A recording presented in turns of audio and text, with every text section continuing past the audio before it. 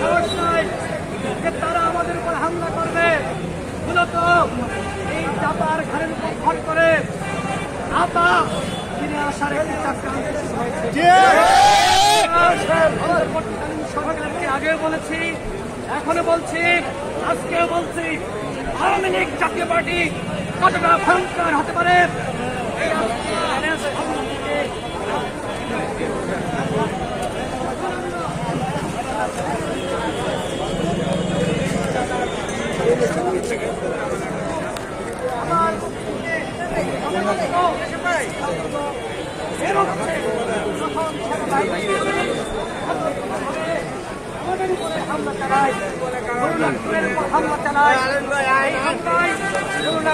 নাক ফেটে গিয়েছে, তার চোখে আঘাত লেগেছে, তার বুকের উপরে জুতা দিয়ে মারানো হয়েছে এবং তিনি এখন তার জ্ঞান নাই, তিনি মুমূর্ষ অবস্থায়।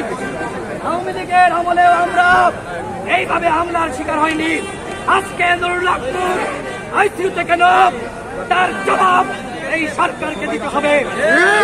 ইতিমধ্যে অন্তর্বর্তীকালীন সরকারের প্রেস সচিব কথা বলেছেন।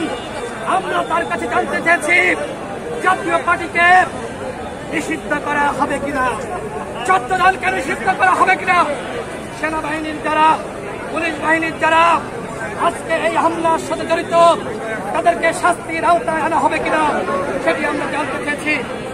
আজকে এই হামলার আগে সেনাবাহিনীর ঊর্ধ্বতন কর্তৃপক্ষ, পুলিশ বাহিনীর ঊর্ধ্বতন কর্তৃপক্ষ আমাদের সাথে যোগাযোগ করে নুরুল্লাহপুর এবং আমার সাথে কথা বলে তারা আমাদেরকে বলে, ভাই আপনারা কর্মসূচি শেষ করে দেন।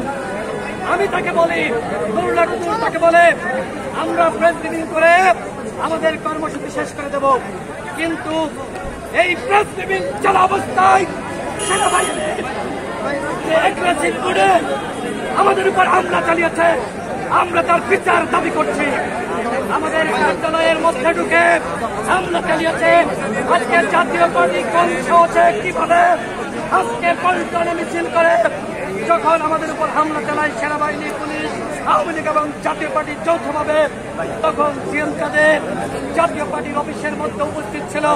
নুরুল্লাহপুর কি জাতীয় পার্টির অফিসের সামনে গিয়েছে? আমি কি জাতীয় পার্টির অফিসের সামনে গিয়েছি?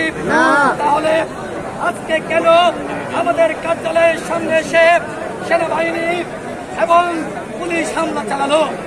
আমরা বারবার বলছি সেনাবাহিনী